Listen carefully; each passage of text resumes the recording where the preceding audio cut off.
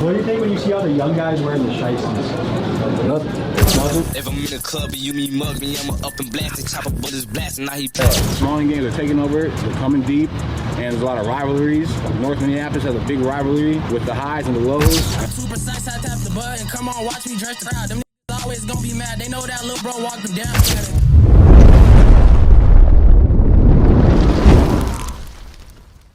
Yo, this is the Rap Forum. Y'all already know what's going on. We about to head to Minneapolis, Minnesota, man.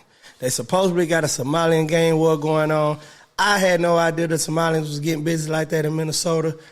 I didn't even know they was getting busy at all till I seen Captain Phillips. And you know how the boy Top 5 from Canada talk. So I'm like, okay, it must be something.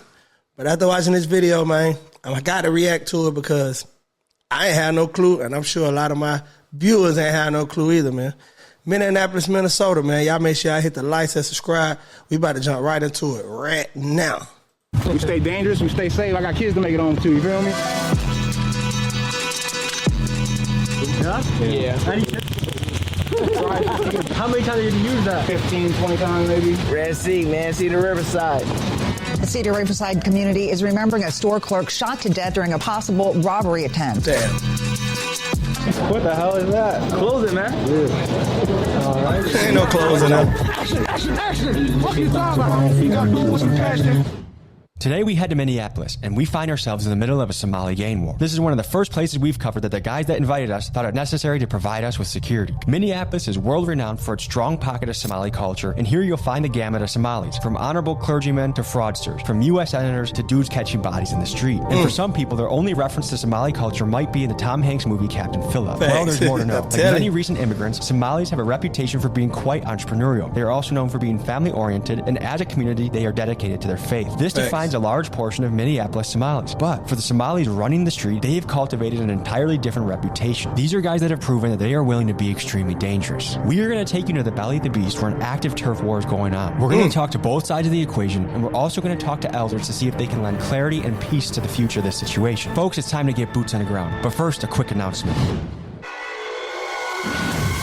These guys up, there's these gigantic gang wars and beefs and the highs and the lows and this guy versus that guy. To be honest, I don't know much about the Somali culture other than that there's been some real internal conflict and civil war within the country. We're just not safe. Not many economic opportunities, as well as the Tom Hanks movie, I'm the Captain Now. Look at me. Sure. I'm the captain now.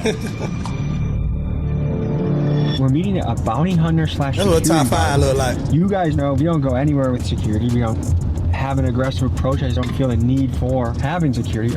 But they thought it was necessary. Brother, what's your name? Token. Token? Pleasure to meet you. Pleasure to meet you, man. What's it like being a bounty hunter in Minnesota? It can get wild, man. A lot of people tend to want to miss court on us, and when you miss court, it's a big bag we're about to lose. So we gotta get on that ass. I don't like putting people in jail. I became a bondsman to get my homies out of the jam, you feel me? Yeah. A lot of times I gotta write bonds for people I don't know, and those guys don't go to court, and that's when I gotta become the bounty hunter. Gotta vest up, go kick some doors in. This is the first time we've actually gone anywhere with security. Oh, okay. Is it that necessary around here?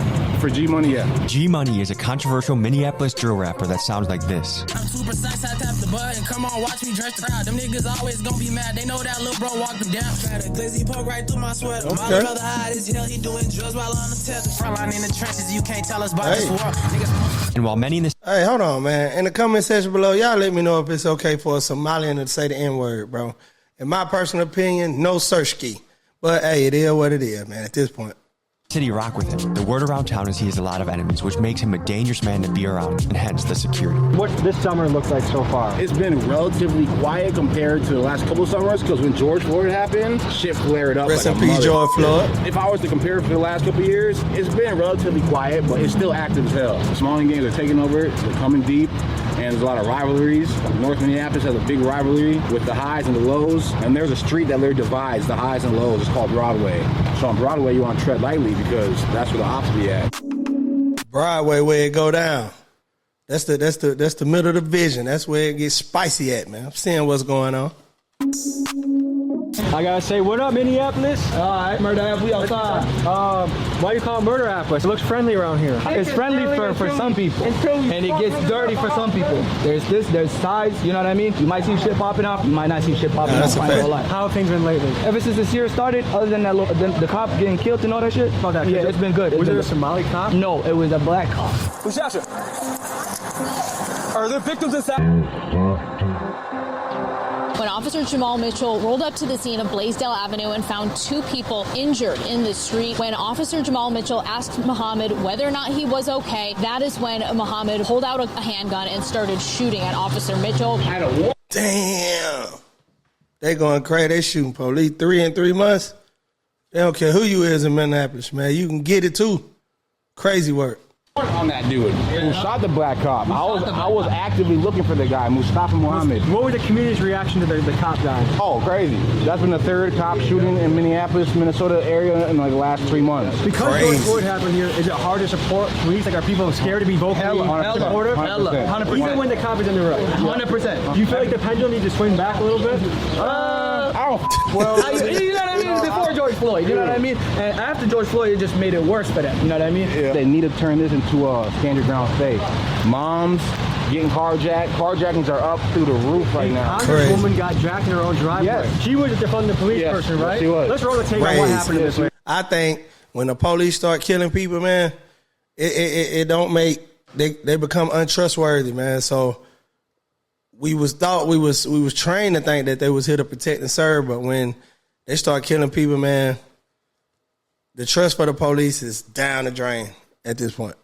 Perhaps no story encapsulates the chaos Minneapolis is experiencing than the story of Shivanti Shanada, a local Democratic Party leader. She was with her kids when a group of teens attacked her in her own driveway and threatened her with guns. She took to social media after to express her outrage and said the following: "We need to get illegal guns off our streets and catch these young people who are running wild, creating chaos across our city."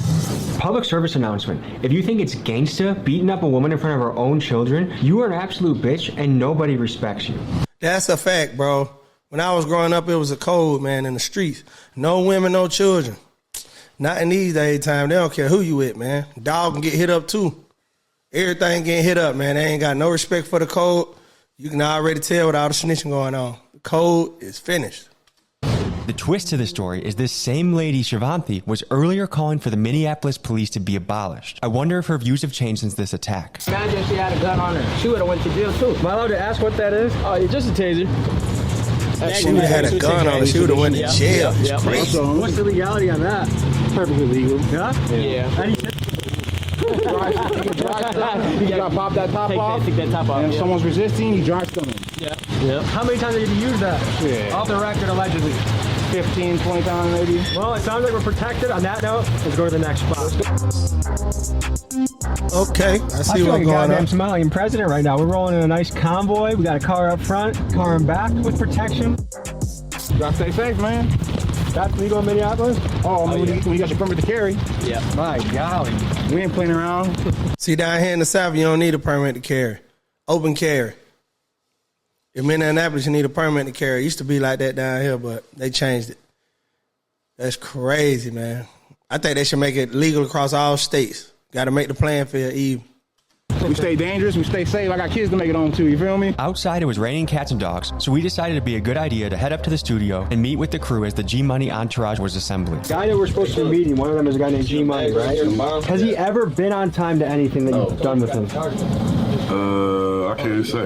I can tell you, bro. Yeah. No, nigga's never on time. Did that irritate you at all? I mean, shit, yeah, but he be paying for it, so. Is Somali time known for being really late? Honestly, not. I wouldn't say not. Either earlier or on time. As 3 non-Somalis, what are some Somali stereotypes I should know about? Can't drive? I don't know. No, that ain't no stereotype. That dude right there can drive. They hanging out the window. They hanging out the window, man. Drill. This is what a drill look like. Y'all see this right here, man? Y'all get somewhere. Them niggas can't drive for shit, bro. The word on the street is the average Somali is not the best driver. Best driver? Nah, we do be driving. Y'all like got us up. I'm out, baby. Y'all like we can drive. Don't get us up. Y'all be wrecking shit. Don't get me wrong. I do wreck. You've been out wrecked a lot of cars. But how many cars have you wrecked? He up there. I'm He up there. I done went to Cali, wrecked the car, got another car, wrecked it again. You wrecked 4 cars? 4 cars in front of me. And you think you're a good driver. I don't know how much. You're the reason insurance is high in the area. No, the only reason I be wrecking cars because I be high as hell off drugs and I ain't never heard driving, nodding off and shit like that. I ain't never heard Somalians can't drive. That's new to me. I heard that about Asians though, but not Somali. Like that. This has G Money. And that's your name too. Okay, so that's like a gangster name tag right there. Would you consider yourself Muslim? Yeah. How does it work being Muslim and also kind of doing street shit and kind of doing smoking drugs and stuff? Yeah, how that work? Teaches that nobody perfect. You can make mistakes. You feel me? And we just a regular person. Nobody perfect. Yeah, nobody perfect. Even Christians, certain things they not supposed to do and they still do it. So everybody will assume that just because you Muslim, you got to straight be behind the books. But it all depends. Yeah. I think high level Muslims though, it's a difference between making mistakes and intentionally doing drugs and murdering, bro. It's 2 different things, man. Y'all know what y'all doing.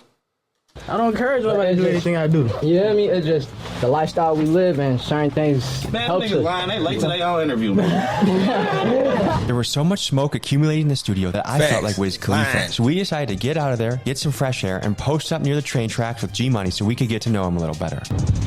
Do I seem high as shit?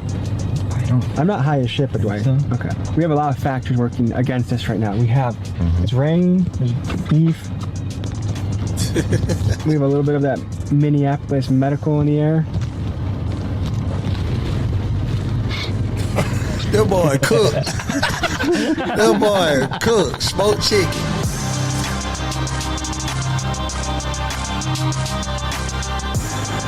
What do your parents do when they got here? What do they do to make ends meet? My pops was he was a chef. He was working right here down the block. Yeah, my mom was taking care of us and my pops was working for real. Is he still around? No, my pops died. Sorry to hear that, man. How old were you when that happened? I was about 15. My dad played a big part of my life, so. Yeah.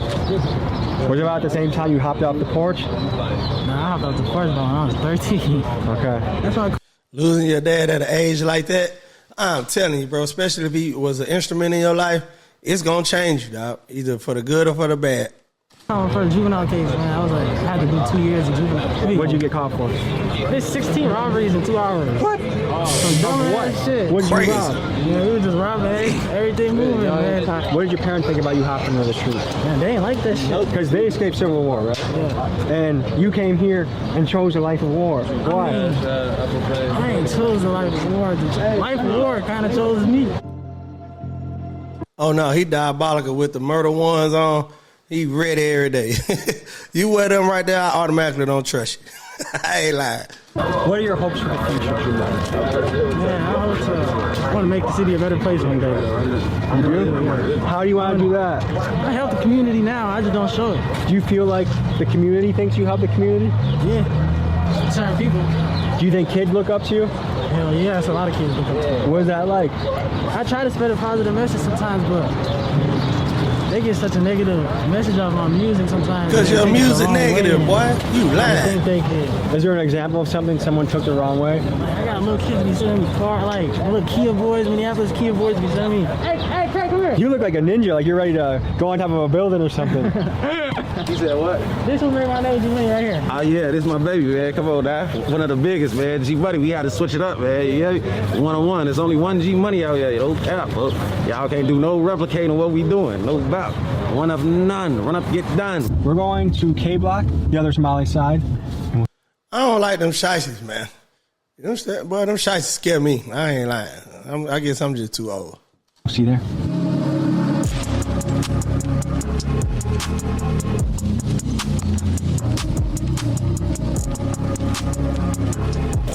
What's up, fellas? Good to see you. Right there. Good. Is this what they call K Block? I don't know, sounds like that. But this is Carmel, man. It's a big factor in the Somali community in Minneapolis, especially. There's a lot of stores, there's barbershops, all type of shit in the mall, man. How's it going? What do you think when you see all the young guys wearing the shiesties? Nothing? Yeah. Shit. All right. For someone that's never visited, what can you tell them about? Not me. Great place to be. You can make a lot of money. Yeah? What would you do with my hair? How would you cut me up if you had my hair? The nice fade. Would you ever do a mullet? Oh yeah. Any advice for the youth? Keep God first, family second. That's it. Get your money. Any Somali words we can teach people back home? Unity. What do you like to eat around here? We Somalis, bro. We all drink tea. You feel me? Eat sambusa. You drink green tea? Nah, not green tea. It's Somali tea. What the hell is that? Clothing, man. Yeah. Boy, ain't no clothes in that bag. Y'all know what's going on. 308s, ARs, and AKs, man. Draco's. That's what's going on because he got on the shiesty, and I am nervous. Get your ass in that bag away from me. All righty.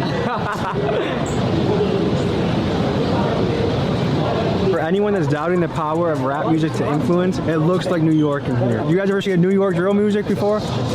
This looks like a New York drill music video right now. You think so? What do you do day to day? Make money, try to survive, do good. You feel me? I've been making music and shit like that, so you know how that be. What do your parents do? My mom was an immigrant. She came to America. My pop is still in Somalia. What is it going to take for him to get here? Is he waiting on immigration papers? I think he is at the moment right now.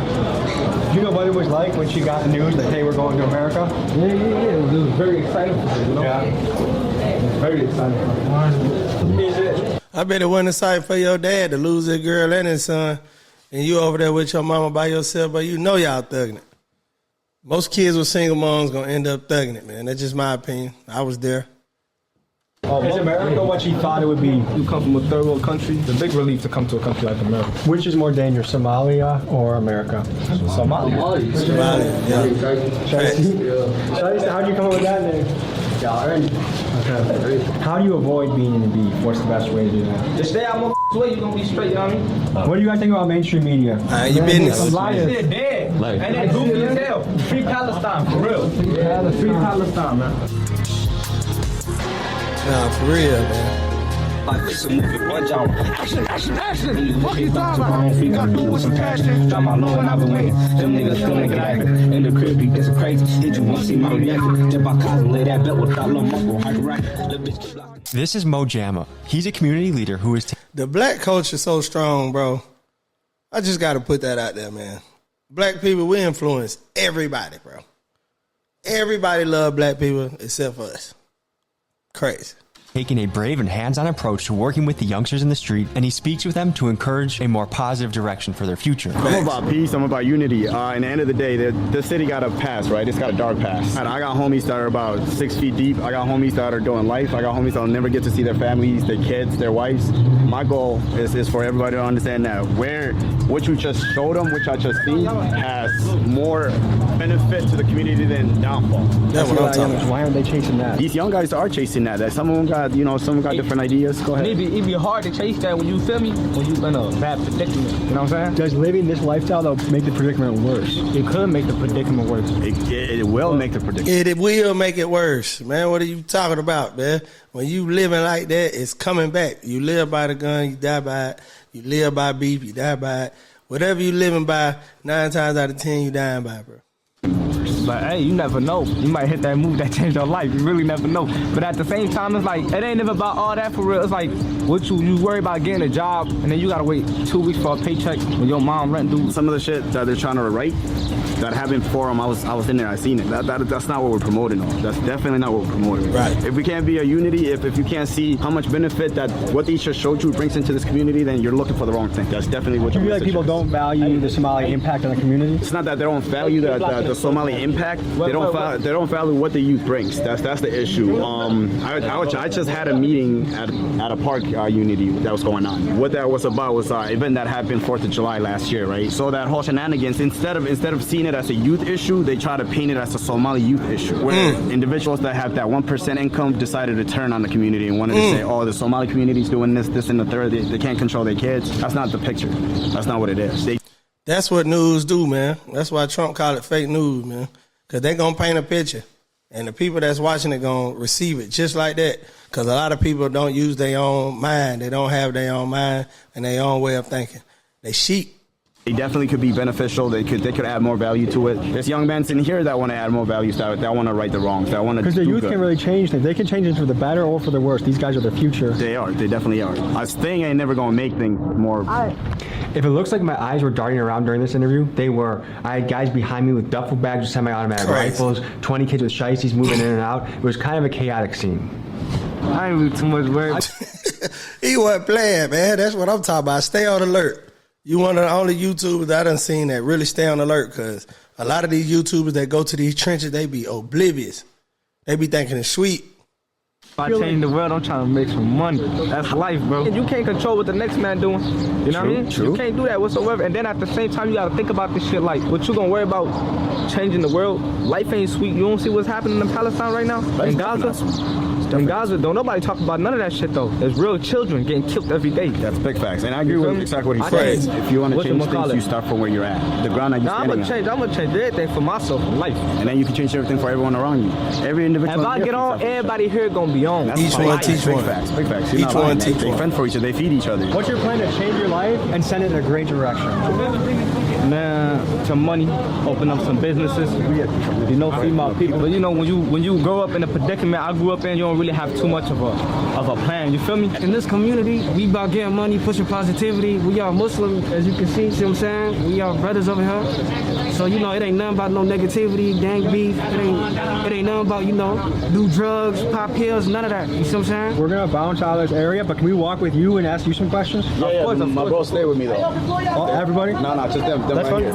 If I'm in the club and you mean mug me, I'ma up and blast it. Chopper bullets blasting, now he passing. Ain't nobody showing their face. Everybody got on shiesties at Minneapolis, man. Damn. COVID, boy. They ain't took their mask off since COVID. I ain't lying. Where are the mentors, or where are the people that are like, hey, like your life's gonna be crazy if you keep down this path? Well, you got individuals like myself, we got a couple of homies, but you got to understand, this is real life. Majority of the ones that would look after these young kids are no longer alive. Majority of the ones that would speak to these young men are 6 feet deep. Mm-hmm. They're either locked up doing life, or they can't speak for themselves. They're dead. So the men that are missing. That's such a huge piece of the puzzle. Correct. Mm-hmm. Listen, they took so many men out the household, locked them up, so many of them 6 feet. It's hard for it. They kids ain't got nothing to look up to, bro, but each other. Mentorship is where it's missing. That's what's missing. That's the biggest thing that's missing. Nah, facts. Initially, when I look at this situation, it blows my mind that someone can leave a war-torn country, come to America with the promise of a better tomorrow, and their kids choose the gangster street life. I just don't get it. But then I acknowledge the power that an environment plays on the development of a kid. If you are put into a hood, you can expect hood outcomes. Facts. And we also have to talk about the role of fatherhood here. A lot of these kids' fathers are dead or in prison, and a kid without a father statistically has poor outcomes. A number I came across said that a kid that is close to their father is 80% less likely to be in prison. That is significant. I just said that, bro. Kids that separated for their fathers, bro, they're 80 to 90%, they're going to be thugging, and they're going to be, man, more fathers. That's in every race, man. Fathers got to be present, man, in these kids' lives, bro. It's just nowhere around it. And it makes me think the power a dad has to change the world for the better, one kid at a time. So today, I feel like we didn't get to really meet G-Money. And a lot of this happens, I feel like with gangster guys, it's hard to meet them unless they're one-on-one or in a small group. Especially the more the guys, it feels like the less they're going to be willing to share about themselves. G-Money's actually going to meet us in a parking garage. We had the same feeling. He hit me up. I want to hit him up. I'm happy that he's coming. I want to talk to him more. We'll wait until G-Money pulls up. We'll see you when he comes. That's because I don't understand that, man. It's like, we be scared to be vulnerable around our partners. We don't want them to look at us a certain kind of way. We got to keep the image up. But when you separate one of them from all their partners and they able to tell you the real you damn near get a totally different person. Hey, bro, get that camera up out of here, bro.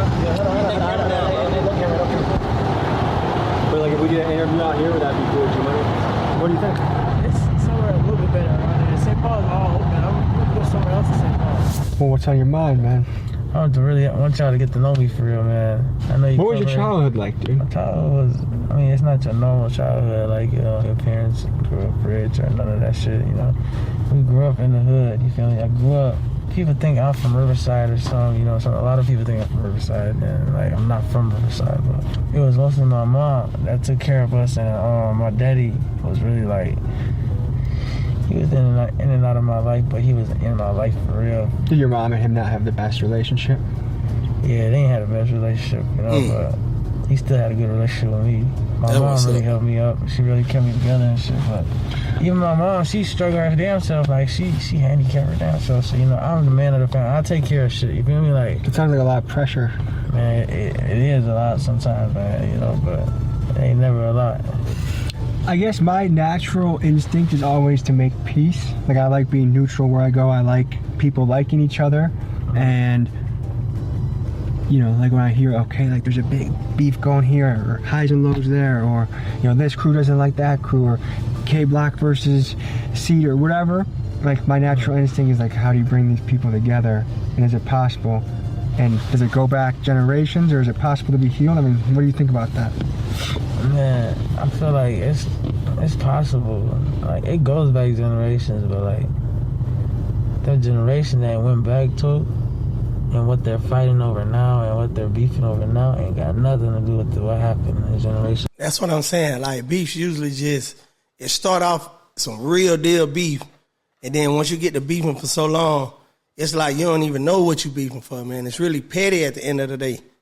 You know what I'm saying? So, but, you know, when it be going on for generations and generations, I don't see it stopping. Before, you feel me? They just young, though, you feel me? They don't know what they doing. They just young. They jumping off the porch. They seeing what other people doing. They seeing what's cool on the internet and shit. And they don't even know what they in this shit for. They ready to crash out over shit they don't know nothing about. Like, that's crazy. They in this shit don't know a damn thing about this shit. Like, that's crazy. What do you think the attraction is to a kid to join the gang or to be in the streets and hop off the porch, so to speak? I can't speak on the new generation, though, because the new generation is so f***ed up, because, like, the kids jumping off the porch, mamas and daddies and shit, they don't really got them, like, and then this how gangs usually started. A bunch of kids in the neighborhood, mamas probably at work, my other parents strung out, some kids ain't got no parents, some kids is lost, and they all come together. They just start doing things together. Once they start doing shit together, they start growing up together. They want to expand. Yeah, it's all about the love, man. You ain't getting no love at home, really. Your mom gone, dad gone. Or they strung out, like he said. You find love in the streets. These kids think it's cool. Y'all got these shiesties on, chains, guns, man. They think it's fun. Y'all rapping about it like it's fun. So, of course, they gonna look right up to it. They want to go do other shit to make more money. They want to go do this. Now they trying to make money where they can't. And now they got to go pick up a gun. And then now they got to beef. And now they turned into a gang. Some people really do those. Some people really just join gangs for no reason, I feel like. And like, there's people joining gangs at this age in 2024. Like, why are you doing that, bro? Like, why? For real? I appreciate us touching base. And I always think it's good to talk one-on-one. And I think we covered a lot more ground. And we got to learn more about you. Appreciate you, man. Nah, for sure, man. I appreciate Tommy G swinging by, coming to Minnesota, man.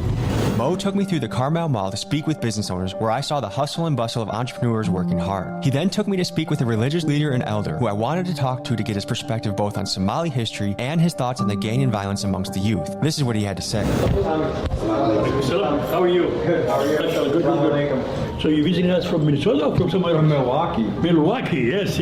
What's your name? Tommy. Hi, Mohammed. Nice to meet you. Nice to meet you too.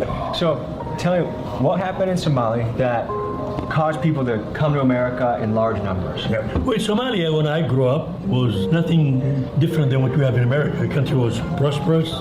We had the golden days. I was lucky. We were going to be raised. And Somali is one of those people who go get it. They don't wait someone else. Even when the Europeans come to colonize, they didn't accept that nonsense. Nah, for real. What really happened? That's what I like to hear, man. Because you know they going to come and try to colonize something, man. Somalians said they wasn't going. This is my ship now. Happened in the country that made the unrest happen, that made a lot of people immigrate and want to leave? Yeah. So what happened was the military became so corrupted and things were really, not only the military, everybody in the government thing. And the people uprised finally. And the worst part was that the military regime started, fighting with its own people. Crazy work. Resolving the political problems. It started like certain, like the central regions, and then eventually the worst was what happened to Somaliland part called now. The dictator and the military regime, how are we going to change? There wasn't such plan. So what happened is finally, like fighting among themselves and things were getting, the civil wars, and one side didn't win. So that's the thing. So unfortunately, that caused problem after problem. Let's give you some history and context on what happened in Somalia, a coastal country that at many times in its history was quite prosperous. The Somali Civil War officially started in 1991 when the central government of Somalia collapsed following the overthrow of President Siad Barre. The roots of this conflict trace back to the 1980s, marked by severe economic decline, political repression, and inter-clan rivalries. Barre's government relied heavily on clan-based favoritism, which meant if you weren't in the clan, you didn't get the job, and the marginalized clans were sick of being oppressed. This led to clan militias vying for control. The power struggle between factions resulted in widespread violence and instability, leading to displacement, human rights violations, and a famine in 1992 that left over 300,000 people dead. Crazy. Don't nobody win in war. Don't nobody win in war, man. Can't get no money when there's war going on. I ain't lying.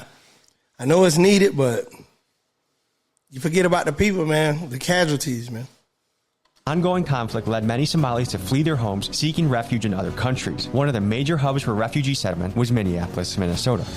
How hard was it for someone to apply and get accepted and go to America? Well, luckily in my case, the country was still a government. My thing was to get the passport. It's very hard to get the passport. So when I get my passport, I went back to the country to get my passport and left. So unfortunately, I left the country and stayed in Kuwait for 4 years, working there for 4 years. Do you believe America is the land of opportunity still? Yeah, so America still is the land of opportunity, but it's not as it used to be the people before us. So one question is, what if... Yeah, America ain't like it used to be. People coming to America thinking it's sweet. It is sweeter than other countries, but, man, America's starting to be a third world country itself. That's just my opinion. What advice would you have for the youth? There's some youth out there that are kind of choosing the life of the streets. There's a lot of good role models around here that are entrepreneurs, that are senators, that are business owners, but a lot of these kids are choosing the route of a gangster rapper and criminal. Yeah. What do you think about that? What would be your advice? The thing is, as I said, every society will have some bad apples. Unfortunately, I think maybe the problem is when the family break, because when people get married, they don't stick with together. I'm telling you. Like a mother household. Yes. I'm telling you. If you could speak to some of these young men out there that are choosing which path they want to go, some of them are choosing the streets, what advice would you give to them if you could speak directly to them? Well, that's just something most of us, we fail, including myself. We have to go and address the issue. One thing good about our prophet, peace be upon him, if there's a difficult situation, he used to face it right away and resolve it. So it's all about our kids. We have to take care about them. So if I'm working with my own kids and they fail on the ground, I'm not going to say, oh, they failed. No. Same thing with these people. They fail with their life and doing bad things. We have to address them. We have to approach them and try to help them. So action is the key. Taking action is the key. We got to start taking more action with the youth, man. More action. More one-on-ones. More talking to them, seeing what's going on with them.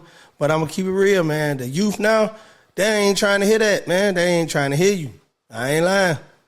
Moving it forward and making sure. Everybody say, oh, look what happened to these kids. Yeah. No, these kids like your own kids. Mo introduces us to his mentor, who has a reputation for giving back to the community. One of the things he does is every Friday for the last 7 years, he's visited the Riverside Plaza apartments to feed the kids and talk to them. Here's what he had to say. What's your role in the community, or what do you do? My role in the community is actually, first, I'm a husband and father of 5. Congratulations. Yeah, okay. So that's my first responsibility, but also professionally, I work for the city of Minneapolis.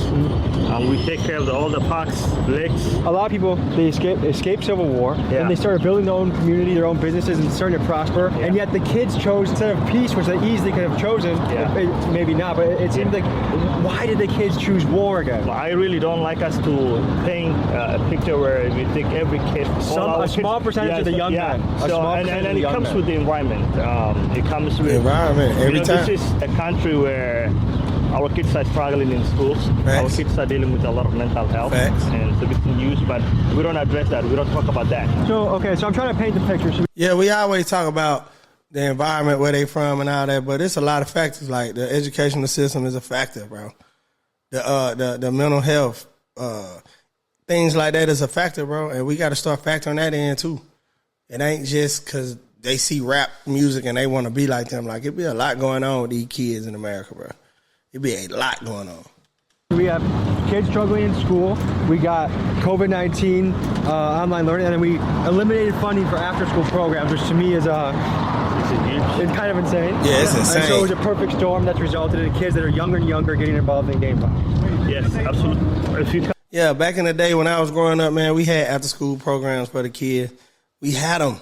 Kids was going to after-school programs, man, learning skills, learning how to work with others, social skills. man, they ain't got nowhere to go now, bro. As soon as they get out of school, they going home. Their parents usually still be at work. They jumping out the porch. Come back to my community specifically. We came from a culture where the whole village takes care of kids. A place where you don't have after school programs. It's the school's responsibility to teach kids academically. So you don't have to worry about homework help or are your kids performing?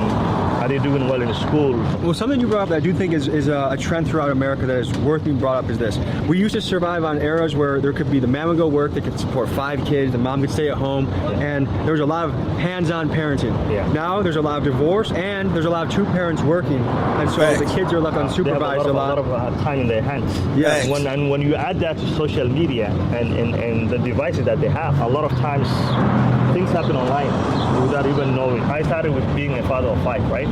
All my 5 children were born here. My kids are American kids. I spent the majority of my life here in Minnesota. We as adults, parents, don't see our kids Somali enough. We see them Americans because they don't know their native language. They rather eat, McDonald's than eat Somali food, right? It's like pulled between 2 worlds. Yes. And sure. I think that's a great point because belonging is one of the most important things a kid can feel. Yes. And if a kid is feeling not American enough, or not Somali enough, or not black enough, or not Muslim enough, then they're lost. And I listen. That's one of the worst things that ever happened to the black community is because we really don't know who we are, and they took that out the social study books. They did a good job letting us know, past America, who we really are. We don't know who we are. We don't know where we come from. Only thing we know is from slavery to now. Crazy work. Lost, you do things that to try and find yourself. If you could talk directly to these kids, what advice would you give them? This is what I tell my kids. Always ask for help before it's too late. And then you have to know that there's people that care about you, people who are very passionate about mentoring you, giving you an opportunity, and even when you're struggling, people who just want to listen. There's a lot of people that care about you. At the end of the day, you are our future. We love you and we care about you. That's a great ending message. I thank you for what you do. Thank you. Thank you, brother. Yes, thank you for what you do. Yes, sir. I had a great time checking this out. I appreciate you guys tuning in. We'll see you next week. Peace. At the end of the day, man, we got to reach out and touch the youth, man. We got to reach out and touch the youth. I know we ain't really trying to hear. A lot of us ain't got the time. A lot of us ain't got the energy. We know how they coming. They thugging. They don't care nothing about you. You gotta ease into them. No Diddy. You gotta ease into them with like precautions. You know what I mean? But we gotta reach out, touch these kids because they're gonna get worse and worse and worse and worse and worse, bro. I'm telling you, man.